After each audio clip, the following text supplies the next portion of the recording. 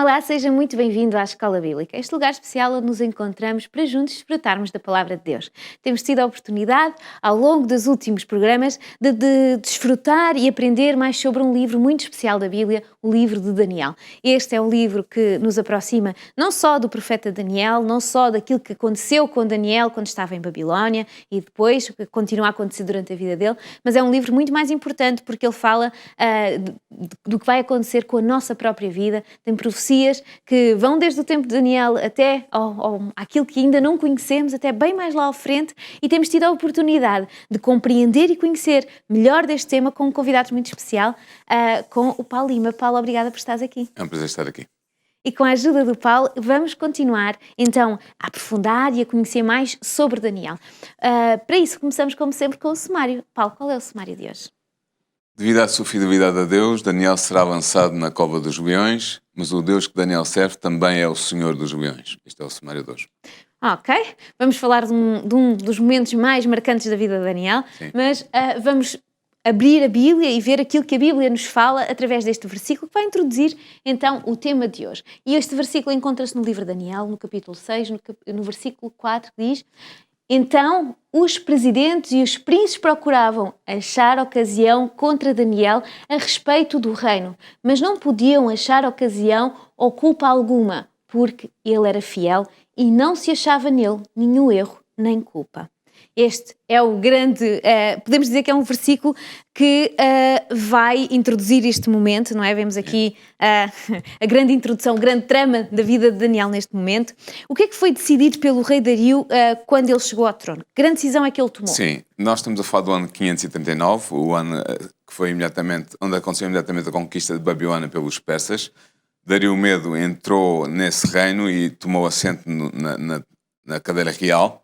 Mas há aqui um problema logo à entrada, é que há o problema da historicidade de Dario, ou seja, quem era Dario Medo? Ok. Os teólogos liberais dizem que, enfim, que o autor que escreveu o livro de Daniel inventou esta personagem, que ela não tem fundamento histórico. Os autores conservadores, os teólogos conservadores, dizem que não, que há duas possibilidades de entender quem era Dario. Há duas grandes hipóteses.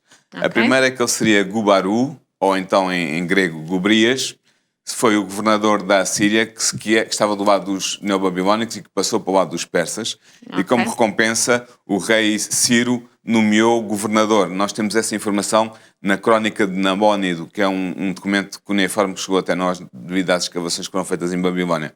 Ok. Nós também sabemos que este homem recebeu o reino. É o que nos diz Daniel 5,31. Ou seja, ele não conquistou o reino, foi-lhe dado a entronização nesse reino. Isso faz sentido se for um governador a receber o reino da parte de Ciro. Okay. Também sabemos que ele tinha 62 anos. Nós sabemos isso porque Xenofonte, na Ciropédia, uma obra do 5º, 4º século a.C., diz-nos que este Gubaru tinha esta idade. Portanto, esta é uma hipótese, é uma primeira hipótese. Okay. A segunda hipótese é que seja o próprio Ciro. Porquê? Nós sabemos que Ciro tinha ascendência da parte do pai persa e da parte da mãe meda. Portanto, era um filho de um casal misto. Exato. Também era comum naquela altura haver duplos títulos reais. Quando um rei entrava num trono, assumia um título, e se juntasse um outro reino, recebia um novo título. Isso pode ter acontecido com Ciro. Okay. Além disso, nós sabemos que Ciro tinha 62 anos nesta data, em 539 a.C. E também sabemos que o facto de ele ser chamado filho de Assuero, em Daniel 9.1, não significa que o pai dele se chamasse assim, mas que o pai dele tinha esse título real. E Assuero seria um antigo título real dos reis da Pérsia. Portanto, esta é a segunda hipótese. Eu prefiro a hipótese de Ciro, acho que faz mais sentido. Mas estas duas hipóteses são válidas para identificar quem era Dario o Medo. Agora, o que é que vai acontecer aqui? O que é que foi decidido por Dario? Daniel, que nesta altura tinha 85 anos de idade, já era idoso, foi nomeado como um dos 3 príncipes sob os 120 sátrapas que deviam ajudar o rei a governar o reino.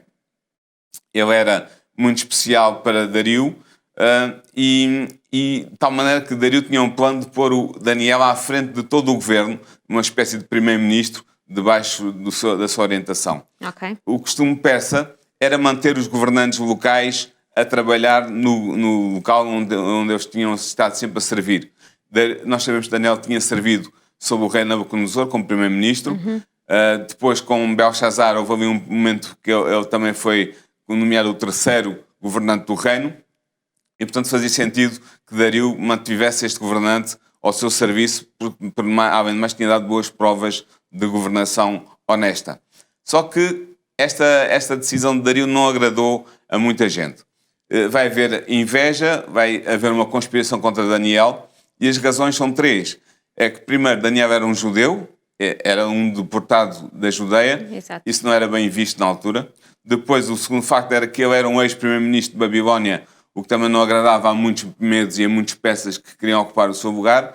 E a terceira razão é que ele, ao ser nomeado um dos 3 principais príncipes do governo de Babilónia sob Dario, e ao ser considerado, haver o plano da parte de Dario de o pôr como primeiro governante auxiliar, eu iria tirar o lugar a alguns medos ou a alguns persas. E, portanto, isso não era agradável para ninguém. Exato, então eles estavam todos com vontade de pô-lo de fora, porque ele... Sim. Então isto vai levar a que Dario, quando chega, tome uma decisão. Sim. E que decisão é essa?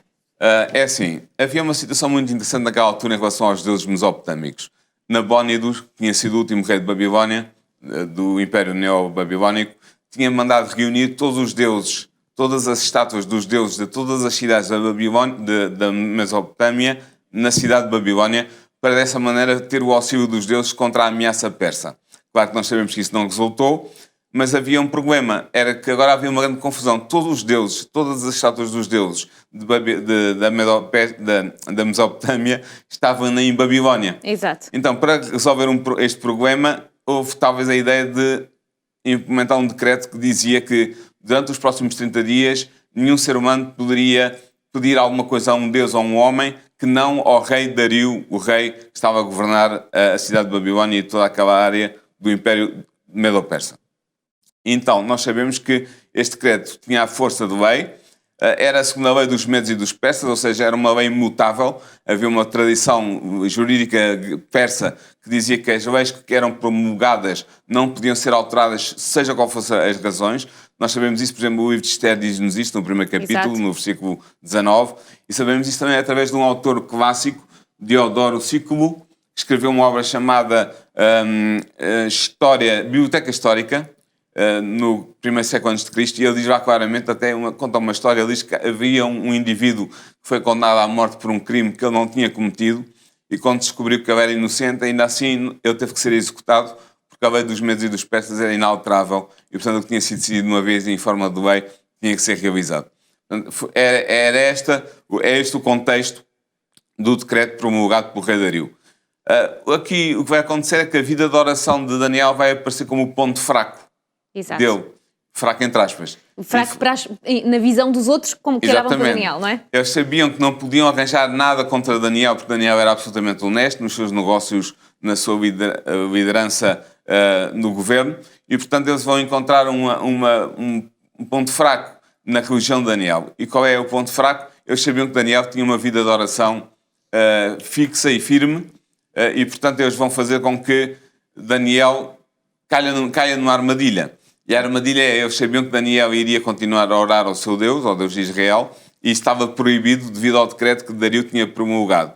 Portanto, nós podemos aqui honrar Daniel e dizer que a fé dele e a coragem dele é realmente muito, muito grande, porque ele vai continuar a orar 3 vezes ao dia, como o rei Davi indicava no Salmo 55.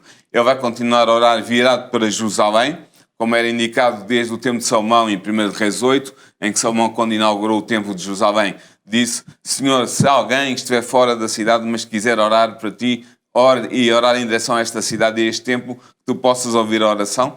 Daniel fazia isso, ele tinha um aposento no seu quarto, onde ele tinha uma janela virada para Jerusalém, para a direção do compasso da bússola, onde ficava Jerusalém, e ele orava nessa direção. E ele vai ser espiado. Vai ser espiado e vão perceber o que é que ele está a fazer contra o decreto que o rei tinha promulgado.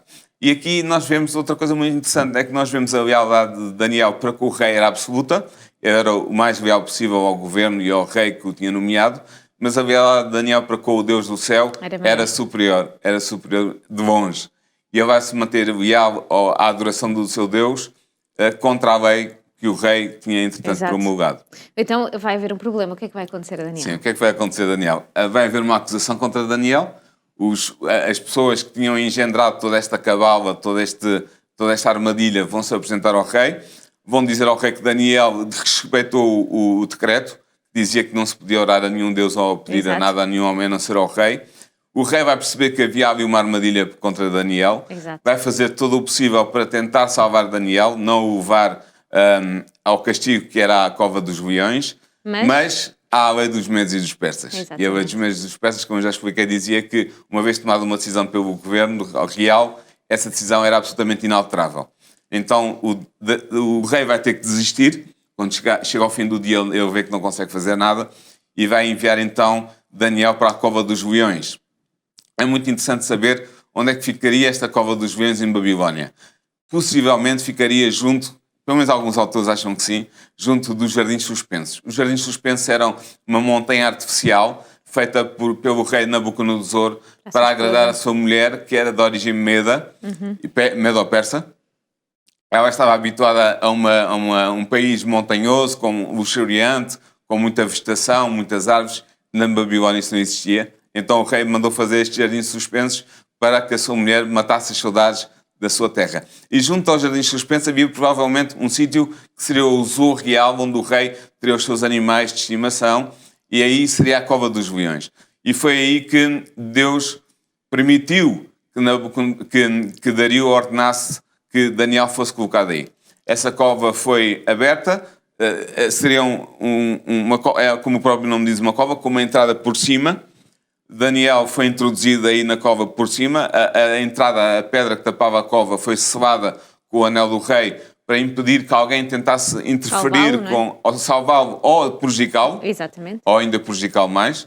Foi selada com o selo do rei, com o selo dos seus maiores, e depois Dario foi-se embora e o texto diz que ele passou a noite toda sem dormir e sem comer. No dia seguinte, Dario vai à procura de Daniel na cova e pergunta: será que o teu Deus te pode ter protegido? E Daniel vai dizer que sim, que o anjo de Deus o protegeu dos leões e que nada de mal lhe aconteceu. É muito parecido com o que aconteceu com os 3 hebreus na fornalha, em que também há um semelhante ao Filho de Deus, ao Filho dos Deuses, que vai estar presente e vai salvar aqueles 3 jovens. Aqui na cova dos leões nós não sabemos se havia realmente alguém, se houve uma manifestação física do Filho de Deus, do anjo de Deus junto de Daniel, mas Daniel vai atribuir a sua salvação ao anjo do Senhor que o protegeu.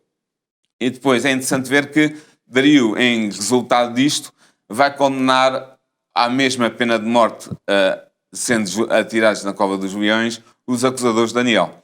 Agora, aqui se discute, mas eram todos os 120 sátrapas que estavam envolvidos na... Exato, aqueles leões tiveram comida por muito tempo. Será que eram? Há quem diga que não, que seriam apenas um grupo restrito que teria levado a acusação diante do rei e, portanto, teriam sido esses a serem castigados. É interessante ver que isto era um costume persa, haver a execução do condenado e da sua família. E porquê? Para evitar qualquer vingança contra o rei ou contra o governo do rei posteriormente. Por isso, é uma coisa que é muito aterradora para nós hoje pensar que as famílias, portanto, das mulheres, os filhos daqueles homens foram também condenados à morte na cova dos leões, mas realmente esse era o costume persa. Heródoto, no livro Histórias, que foi escrito no século V a.C., narra umas histórias, contam uns casos em que isso aconteceu exatamente. E Flávio Josefo, que é um historiador judeu do primeiro século, diz-nos, no seu livro Antiguidades Judaicas, que aqueles acusadores tinham dito: os judeus não estavam com fome, por isso é que não comeram. Não é? Alguém fez alguma coisa para os judeus não comerem Daniel. E a prova que eles estavam com bastante fome é que quando os acusadores foram lá avançados, os judeus apoderaram-se deles e mataram-nos quase instantaneamente. Portanto, depois disto, há um decreto da parte de Dario em que ele vai dizer... um decreto que é proclamado em todo o reino de Babilónia a favor do Deus Daniel, em que Dario engrandece o nome do Deus de Daniel e diz que é um Deus que realmente age a favor dos seus seguidores, embora Dario não fosse, como se calcula, um adorador do Deus de Israel. Ele era um adorador da Ahura Mazda, que era o senhor da sabedoria, é isso que o termo em persa antigo quer dizer, e esse senhor sabedoria era o Deus criador que os persas adoravam. Os persas eram seguidores de Zoroastro, ou de Zaratrusta, um profeta da Pérsia Antiga, que tinha instituído uma nova religião, e era essa religião que eles seguiam. No entanto, apesar disso, Dario vai reconhecer que o Deus Daniel é um Deus poderoso e vai emitir um decreto para que ele seja honrado no seu império. É mais uma vez, Daniel, como da mesma forma que aconteceu com Nabucodonosor, vemos que através das suas ações e da sua fidelidade, que depois Deus vai ser reconhecido. Exatamente. E por estes homens, por estes, da mesma forma que foi por Nabucodonosor, agora Dario também reconhece o Deus verdadeiro. Quando nós lemos, quando vemos esta história, quando vemos Deus agir, o que é que nós aprendemos com isto? Quer dizer, podemos aprender o seguinte, é interessante ver, nós vemos que no início, logo no primeiro capítulo, Daniel toma uma posição forte para não se contaminar com a comida da mesa do rei, e desde muito jovem ele está habituado a tomar decisões segundo os seus princípios religiosos, defendendo a sua fé e a sua crença no Deus de Israel. Ele fez isso na sua juventude e vai fazer isso na sua velhice. Como eu disse, ele estava agora com 85 anos.